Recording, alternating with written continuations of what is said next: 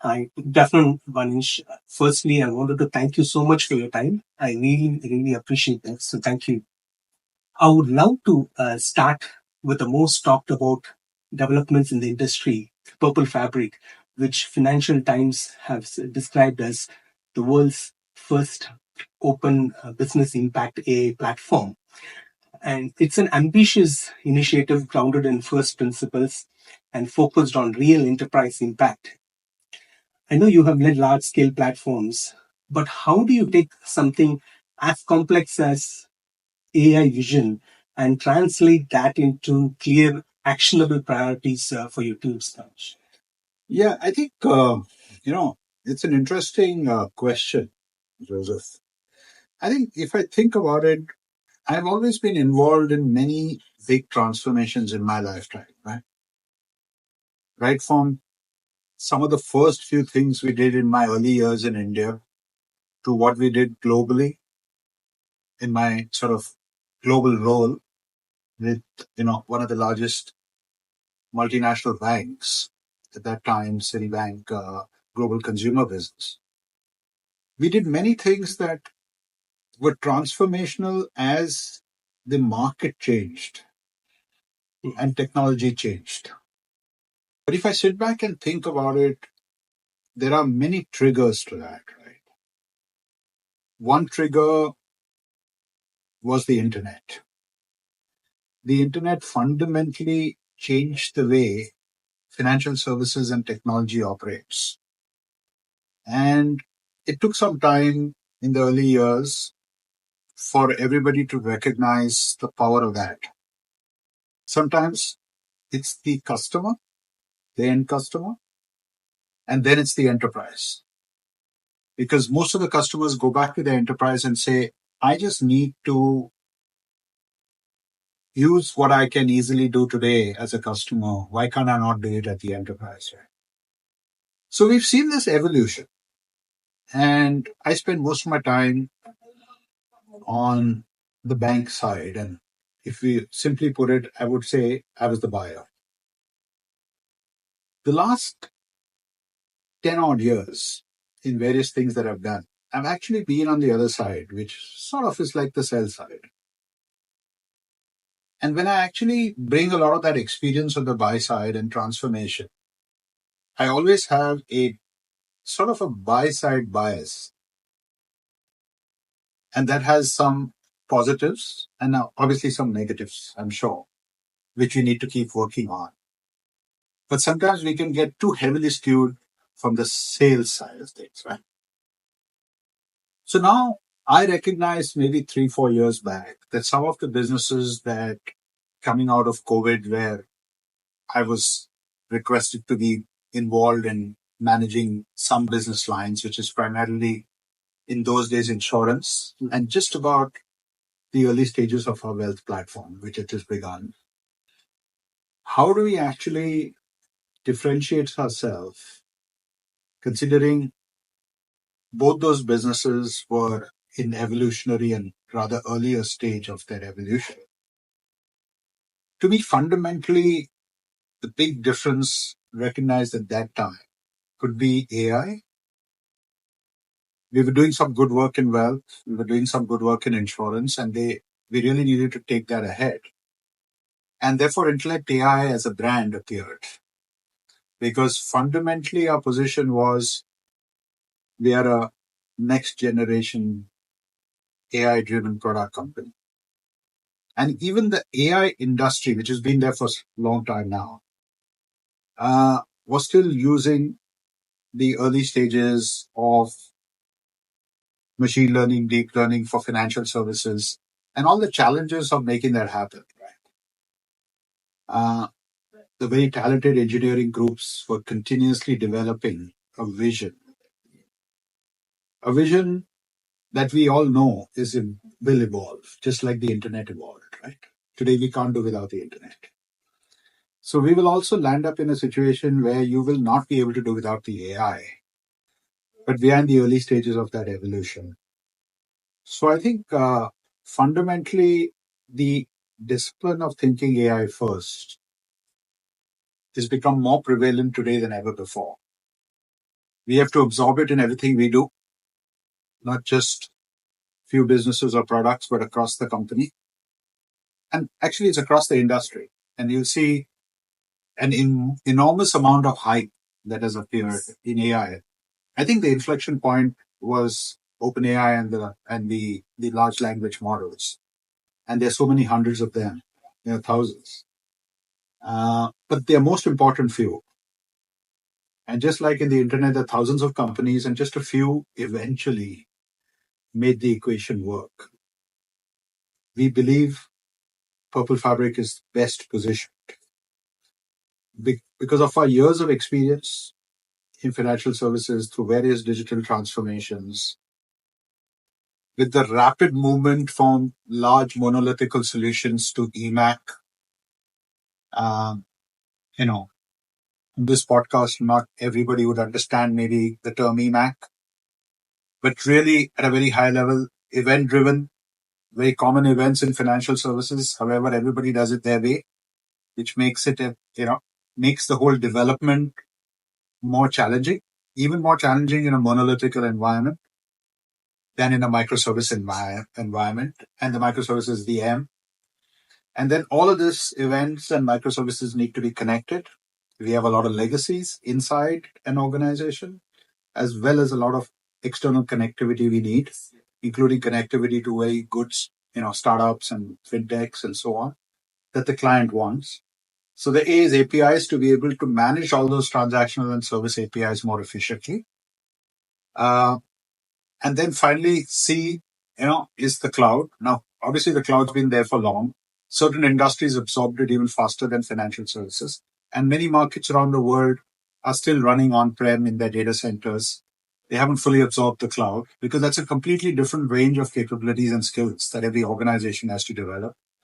But we are cloud agnostic as a company for all our product lines across businesses. Uh, and then the H is very interesting because it's then the ability to consume these services with a headless architecture. So I think EMAC was one level of transformation, but we have EMAC.ai, and we fundamentally believe that the .ai is going to change the way we manage events, microservices, and APIs, and headless consumption completely to the next level. In a sense, you should be able to consume the ability to do implementations, development, testing, support, the whole development lifecycle, which at least I, believe strongly in the word AI TLC, which is using AI for the development lifecycle. And I think we are going to see continuous changes. But what we also learned is that there's a need to have a platform to provide the customers an ability to do all this. And that's where Purple Fabric sort of evolved as a name that we gave, rallying behind various capabilities that are continuously evolving in the market, not just the large language models, but some of the models customers have built over the years, including ourselves, certain machine learning models of our own, certain small learning models, certain, depending on the quality of data coming in, you've got to be able to bring together the right information to provide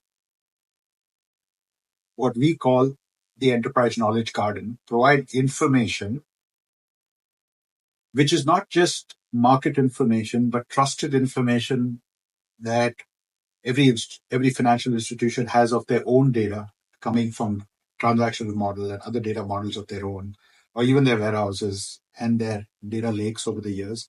How do we actually bring that along with unstructured data? Because a lot of data comes from documents and unstructured sources, bringing it together and creating different knowledge gardens to help people tap into those knowledges to improve productivity, whether it's in the branches, whether it's in the call centers, whether it's in risk and compliance, whether it's the changing world of new things happening. How do we compare what we have and what we want to do, see where are the gaps, help provide knowledge to customers as well as to our internal users efficiently, is actually where the knowledge garden will evolve.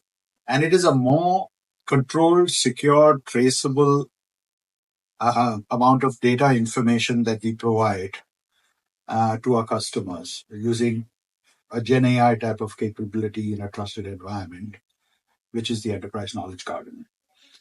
Getting that right fundamentally is important because based on what you do there, you feed to what we call the digital experts, which is a lot of the world may call it agentic AI. And I think the digital experts have to come together in a different way of working using data from knowledge gardens, along with, and the knowledge garden data along with the LLMs, which is sort of where the knowledge or the brain comes together with the data to be able to get the agents or the digital experts, I would say, because many agents make up a digital expert. I think the digital experts come together just like a human operation setup. And if you reimagine the human operation setup with a digital workforce, you then have the ability to actually create an environment where you can improve the productivity of operations, whether it's cost. Well, cost actually is an outcome of either turning around things faster, as in speed, or accuracy. When they come together, you normally have a better cost. And I think fundamentally, most of operations, whether it's customer experience, whether it's any level of operations in the middle office or back office, or even the front office, uh, will become more efficient and productive as agents are created. I'm also of the school of thought that over the next 3 to 5 years, just about every activity we do will have an AI expert to help you do that more efficiently. And I think it's going to be another revolution in what Purple Fabric believes strongly is the future of work. The other thing is we are in the early stage, so people have to reimagine. Yeah. It is the art of possible. How do we encourage people to understand that and adopt it? Adoption is not easy when there's big change. Fundamentally, because I've done something the same way for so long, and now I have to change something. But thanks to the pandemic, the COVID years, we did change the way we work.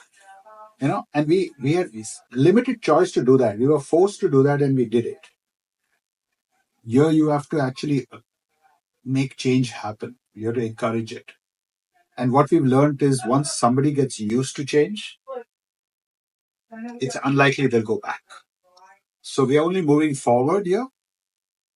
And if I ask you this question, actually, are you controlling the phone or is the phone controlling you? Now it is pretty much the other way around. Yeah, and we believe it's our phone, but fact is you can't do without one. Yeah. And similarly, it's going to be a thin line whether you control AI or AI controls you. But we'll have to learn to manage the change till we get to that point. And Purple Fabric believes that in all the hype, you need a proper framework to be able to do that and to govern the multiple things that's going to happen. Because, this is not about doing things one time. You'll have to keep updating and vectorizing your data so that the data is current and continuously current so that it feeds the right information to the digital experts. And therefore, the digital experts also have to be continuously current, just like we continuously educate human beings in operations. You got to also similarly ensure that the digital experts and all of the multi-agents working together as part of the digital experts, along with a lot of orchestration which Purple Fabric provides, can actually give you the solutions that you so much need to be able to improve the performance of that activity you do, which is what we believe is business impact. So when we say open business impact, there's a lot of things that are not achieving business impact. There's a lot of noise. But we really believe we need to focus on those things that can give you business impact. By the way, it can be in many areas, but we have to start staying focused on those most important things that provide business impact. And I think we have a good, platform to do that. Purple Fabric. So it can help you govern these multiple initiatives, multiple use cases, as we call them, the end-to-end delivery of certain products, services, operations, customer experience, risk management. There's a whole variety of areas. It'll touch everything, as I said, and you need to govern it all. Otherwise, you lose control. Yes.